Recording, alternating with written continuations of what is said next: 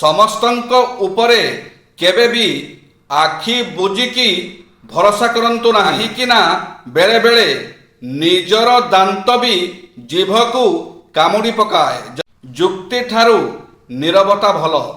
ପ୍ରତିଶୋଧ ନେବା ଠାରୁ ରାସ୍ତା ବଦଳେଇ ଦେବା ଭଲ। ଆଉ ସ୍ୱାର୍ଥବାଦୀ ମଣିଷ ସହିତ ଚାଲିବା ଅପେକ୍ଷା ଏକା ଚାଲିବା ଅନେକ ଭଲ।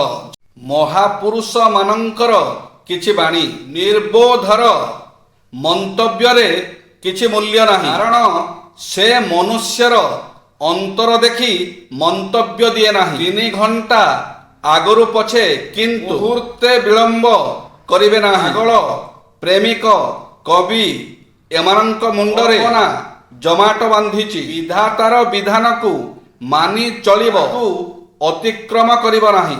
ଅହେତୁକ କଳହରେ ସତ୍ସାହସ ଦେଖାଯାଏ ନାହିଁ। କ୍ରୋଧ ବେଳେ ମନୁଷ୍ୟ ସମୁଦ୍ର ପରି କାଲ ଓ ଅଗ୍ନି ପରି ଦ୍ରୁତ ଓ ଉନ୍ମତ୍ତ ହୋଇଥାଏ। ମାନେ ଶାସନ କରି ଜାଣନ୍ତି ନାହିଁ, ମାନେ ଶାସନ ପ୍ରଣାଳୀ ଆଇନ ମାନି ଚଳନ୍ତୁ। ନାରୁ କ'ଣ ମିଳିବ?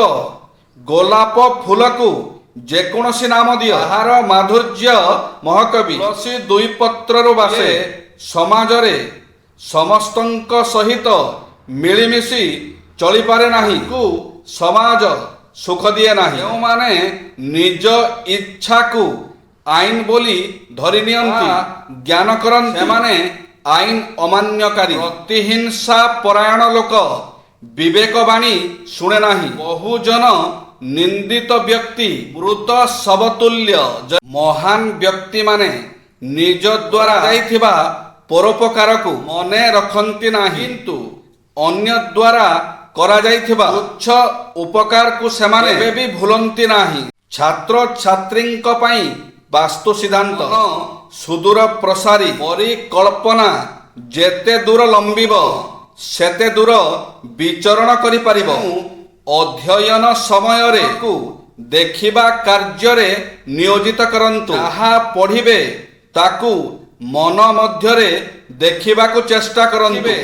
ପ୍ରଥମେ କଷ୍ଟ ହେବ, ଅଭ୍ୟାସରେ ପଡ଼ିଗଲେ ପଠନ ମାତ୍ରେ ମନ ମଧ୍ୟରେ ଚିତ୍ରର ପରଦା ଉନ୍ମୁକ୍ତ ହେବ।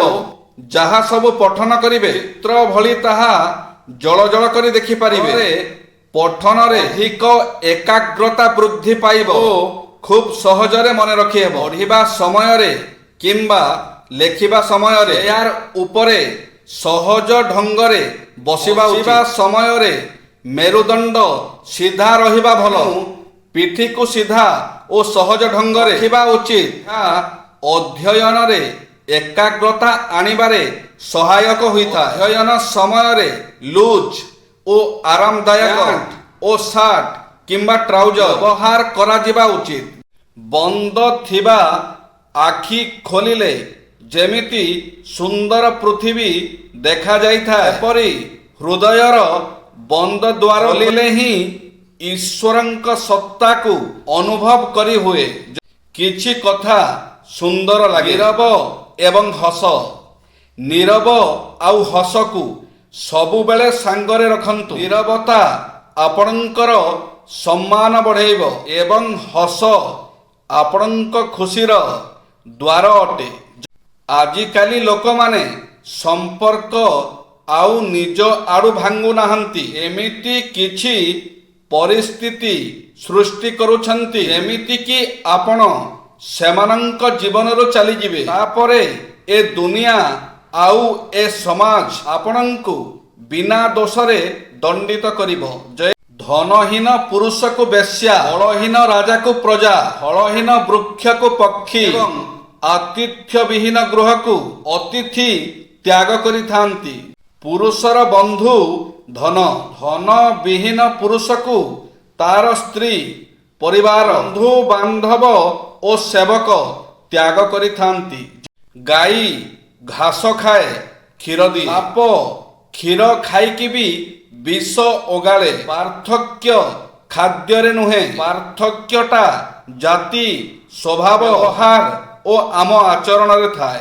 କିଛି ସ୍ତ୍ରୀ ଲୋକମାନେ କୁହନ୍ତି ମୋ ସ୍ୱାମୀ ଭଲ ନୁହେଁ। ଗୋଟିଏ ଥର ବିଧବା ହେଇକି ଦେଖନ୍ତୁ ଯେ ଅନୁର୍ବର ଜମିରେ ଯେତେ ମଞ୍ଜି ପୋତିଲେ ମଧ୍ୟ ତାହା ଯେପରି ଅଙ୍କୁରିତ ହୁଏ ନାହିଁ, ଏହିପରି ଯେଉଁମାନେ ପାଶବିକ ରୀତିରେ ଅତିବାହିତ କରୁଛନ୍ତି ସେମାନଙ୍କ ହୃଦୟରେ ଭଗବାନଙ୍କ ପ୍ରତି ଭକ୍ତି କେବେ ହେଲେ ଅଙ୍କୁରିତ ହୋଇପାରିବ ନାହିଁ। ଜୟ ଶ୍ରୀ ଜଗନ୍ନାଥ।